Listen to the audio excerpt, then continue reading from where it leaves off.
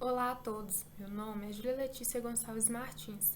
Eu sou licencianda em Matemática pela Universidade Federal de Viçosa, campus Florestal, e atualmente faço parte do PIBID, que é o Programa Institucional de Bolsas de Iniciação à Docência, que tem a supervisão da professora Fabiane Bicalho e coordenação do professor doutor Fernando de Souza Bastos. Um dos projetos que nós já desenvolvemos no PIBID é sobre mulheres negras na ciência, e hoje eu vou estar falando um pouquinho sobre a vida e obra de Annie Weasley, que foi uma matemática, cientista da computação e cientista de foguetes que trabalhou durante longos anos na NASA. Uma das grandes responsáveis pelo sucesso de Weasley foi sua mãe, que sempre lhe encorajava, dizendo que ela podia ser o que quisesse, independente da sua cor, aparência ou tamanho, que bastasse que ela lutasse para isso. Mas bem, quem foi Annie Weasley? Ela nasceu em 23 de abril de 1933 no Alabama, e foi criada junto com seu irmão 6 anos mais velho por sua mãe. Durante toda a sua infância e adolescência, ela frequentou as escolas paroquiais e se formou como oradora da turma. Apesar de sua mãe sempre lhe encorajar, dizendo que ela podia ser o que quisesse, ela recomendava que a filha seguisse ou o campo da enfermagem ou do ensino, por serem considerados por ela campos protegidos para a filha, ou seja, carreiras abertas para mulheres negras nos Estados Unidos naquela época. Apesar disso, por volta de seus 15 e 16 anos, Weasley resolveu fazer farmácia e acreditava que seria fascinante. Dessa forma, ela se mudou para Lusiânia e frequentou a faculdade de farmácia durante 2 anos. Após esses 2 anos, ela se casou com um militar dos Estados Unidos e retornou para sua cidade natal, no Alabama. Após o seu marido ser dispensado do serviço militar, o casal se mudou para Ohio. Lá, Weasley pretendia dar continuidade nos seus estudos em farmácia. Entretanto, quando ela chegou lá, descobriu que a única escola da região havia sido fechada, e dessa forma ela não teria como dar prosseguimento nos seus estudos morando perto de seu marido. Então, ela decidiu naquele momento não fazer nada.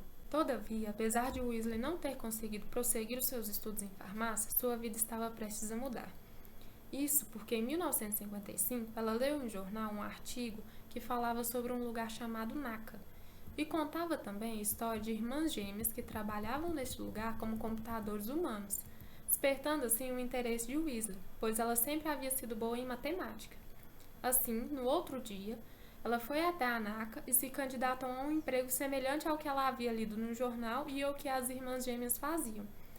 2 semanas depois, ela começou a trabalhar lá, se tornando uma entre 4 afro-americanos a trabalhar na NACA entre os 2.500 funcionários, dando início, assim, à sua carreira de 34 anos lá. Inicialmente, ela trabalhou como computador humano, fazendo cálculos matemáticos considerados complexos até então pela equipe de engenharia. Já no início dos anos 60, ela trabalhou em sistemas de foguetes movidos a energia nuclear, se tornando uma das responsáveis pelo primeiro lançamento bem-sucedido de um foguete, o Centauro, em 1963. Essas contribuições dela para esse projeto serviram de base para lançamentos de futuros satélites e veículos espaciais, incluindo o famoso lançamento do Cassini para Saturno em 1997. Quando os computadores ou as máquinas surgiram e a NACA, que agora já era NASA, começou a substituir de maneira gradual os seus computadores humanos por máquinas, Weasley surpreendeu novamente. Isso porque ela parou de trabalhar como calculadora humana e se tornou técnica matemática e programadora. Assim, na década de 70, ela participou de projetos sobre energias renováveis, implementando programas que auxiliaram na produção de energia solar e eólica. Apesar de todas essas já contribuições de Weasley para a NASA, ela ainda era considerada uma subprofissional por não ter o diploma. Assim, ainda na década de 70, ela retornou à faculdade e resolveu cursar matemática, enquanto trabalhava em tempo integral, custeando assim sua própria educação. Mesmo depois de concluir a sua graduação e se tornar bacharel em matemática, o departamento da NASA ainda decidiu que ela precisava de mais cursos especializados para ser considerada uma profissional. Assim, ela teve uma formação adicional além da sua graduação. Entretanto, Engana-se quem pensa que o Wesley não sofreu discriminação, mesmo tendo trabalhado durante 34 anos na NASA e ter significativas contribuições. Após ter aposentado, em uma entrevista para a NASA, ela destaca que sofreu discriminação tanto por ser mulher quanto por ser afro-americana. E dá destaque a duas situações. Uma delas é de que a NASA, de maneira secreta, costumava custear financeiramente a graduação para seus funcionários. Ela solicitou tal ajuda ao seu superior e lhe foi negada sem motivo algum. A outra situação é de uma foto que foi realizada em uma situação de trabalho junto com alguns colegas. Posteriormente, essa foto foi exposta, mas ela havia sido cortada dela. E assim, nessa mesma entrevista, Annie destaca que ela sabia que havia sido julgada pela sua aparência, não pelo que ela poderia fazer, mas mesmo assim ela não ia deixar isso derrubar ela.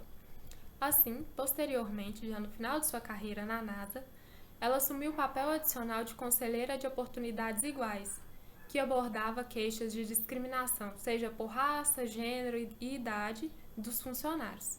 Assim, nessa função, ela ajudava os seus supervisores a abordar as questões desde um nível mais baixo e de uma maneira mais cooperativa possível.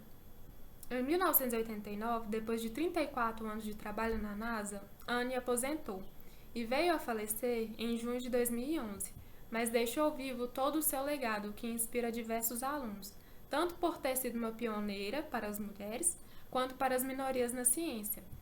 E ainda deixou vivo o seu legado que serve de inspiração e motivação para todo mundo que deseja buscar realizar seu sonho, independente de quais forem. Eu quero deixar aqui o meu agradecimento ao coordenador e à supervisora do PIBID, o professor Dr. Fernando Souza Bastos e a professora Fabiane Bicalho, pela oportunidade, o incentivo e a colaboração de ambos. E mostro aqui também as minhas referências. No mais é só isso e agradeço a atenção de todos.